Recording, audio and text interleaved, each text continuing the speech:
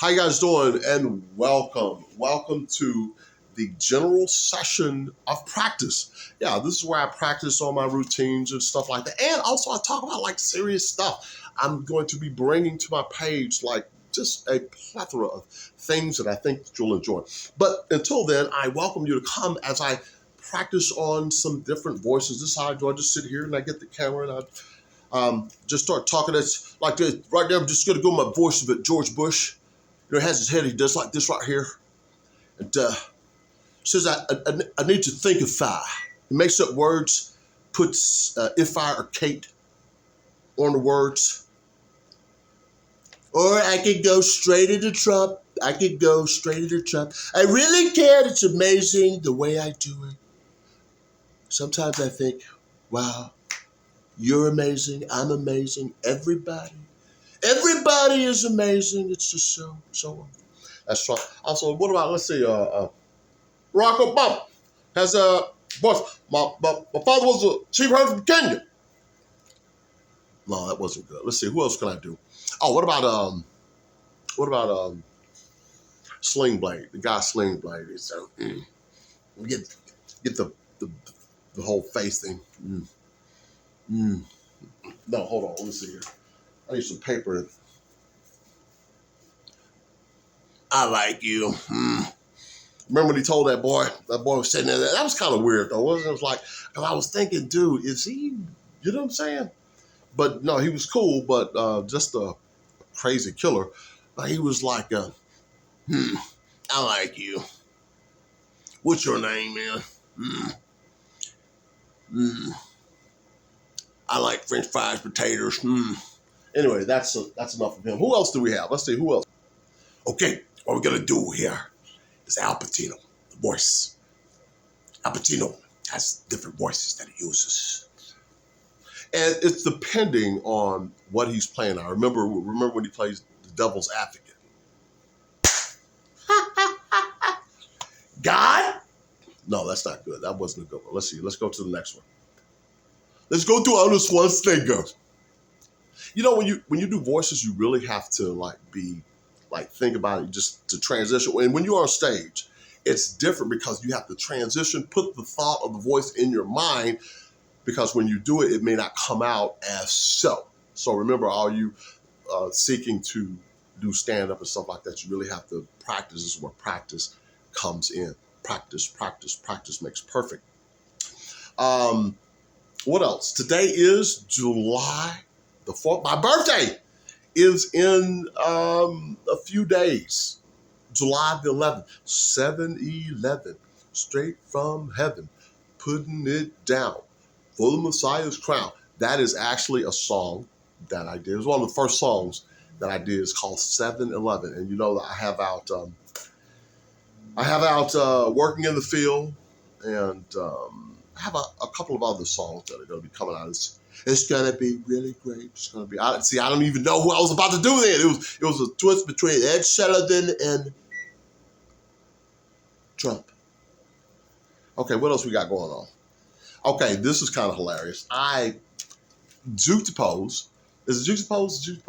I juxtapose some differences between our beloved Caucasian brothers and sisters, between Black folk and how we eat on like the holidays, the food that we eat. And the reason I'm bringing this up is because I was talking to one of my friends who's white, and she was telling me like all the foods that they're cooking. And as she was telling me, I was like, dude, at a Black cookout, we would have none of these things. They're having teriyaki seafood, bitch. We'll have some ribs. We'll have some burgers. We'll have some, hot dogs. They also have grilled corn with a salt butter lime. What? Y'all we may have some macaroni and cheese, and and they also have a blossom onion dip these are what the white people are bringing. Dude, I'm not getting on our people, but I'm just saying, we would not have any of those things. The things that I'm thinking in my mind is at our place, we're going to have some ribs, we're going to have some chicken. It'll be grilled, we definitely going to still have some fried chicken. We're going to have some baked beans. We're gonna have some baked beans, hot dogs, hamburgers. We're gonna have that sort of thing. We're not gonna have. Oh, and guess what she said? She said they got a signature drink. A signature drink. Like, what is that? What you mean the signature? Is that something? What is that? That's something dark down on my face. A signature drink. Yeah, she said a signature drink, thyme infused with pineapple syrup, and man, we might have some moonshine. You know what I'm saying? As a signature drink, somebody probably bring some moonshine, and you know what I'm saying? Oh, mango avocado salad.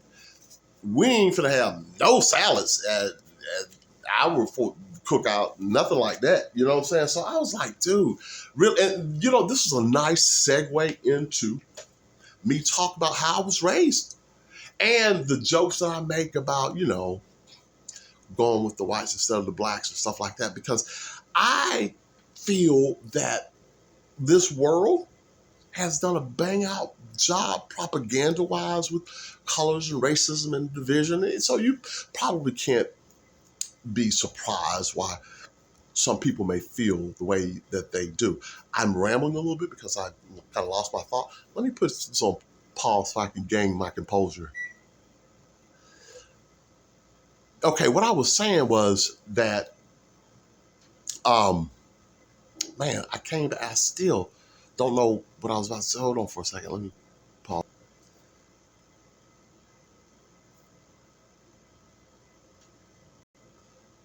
Okay, I'm back. I'm sorry, guys. I know exactly what I was saying. I was talking about foods, and I was juxtaposing white people food with black people food.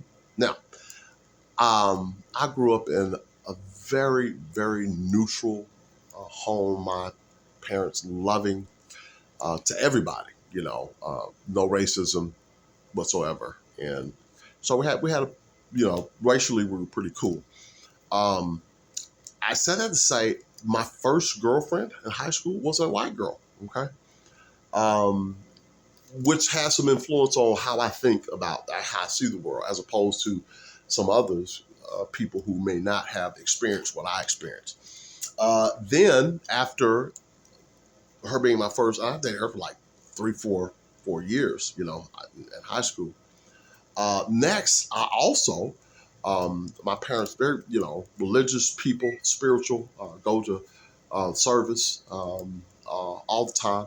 And it was there that my teenage counterparts, friends, we went to a place where they were white and black at service.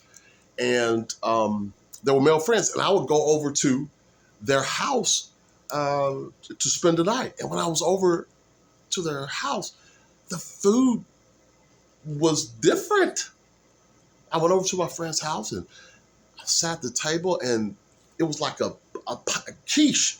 I've never had quiche. I was like, quiche, what is that? You know, and very tasty. And then they would bring a glass of water on the side of the table. And I was like, where the Kool-Aid at? There ain't no Kool-Aid. We ain't drinking no Kool-Aid. What? And why is there water? And then they would bring the water after. We wouldn't even drink the water during the meal. Like, while we eating, we be drinking Kool-Aid, Sprite, soda, grape Kool-Aid, soda, and everything. They drink the water after the meal. And it was a totally different eating experience, for which I was like, oh, impressed. Then, speaking of food again, my first marriage was to a black woman, but she has been Caucasian indoctrinated big time. She's from Seattle. So, you know, there's a lot of white folks up there. So, once again, meal-wise, we're talking about food here. I married her. I'm used to my mom, look, fried chicken, bacon, collard greens. I'm talking about collard greens and cabbage with fat back oil and grease and, you know, I'm saying all the good toxic artery clogging stuff, the good stuff. So when I got married, though, and she cooked the first meal, it was salmon. I remember it like it was yesterday. It was salmon cooked to perfection with broccoli and cauliflower and rice and white rice. And she came and she sat down on the table, and I was like, I looked up at her. I said, okay, this is it. This is like, oh, okay. And, I mean, I can't remember what was. I began to eat it, and it was good. It was tasty. What is my point here? My point here is that there are different eating habits among many different cultures, but I'm specifically talking about the Black and the white culture. And it was a healthy way of eating. And I was like, dude, this is really cool. And for which I'm bringing this back home and talking about the cookout of the white friend, and they got the blossom onion dip and the teriyaki seafood bites. We are not going to have that at our cookout.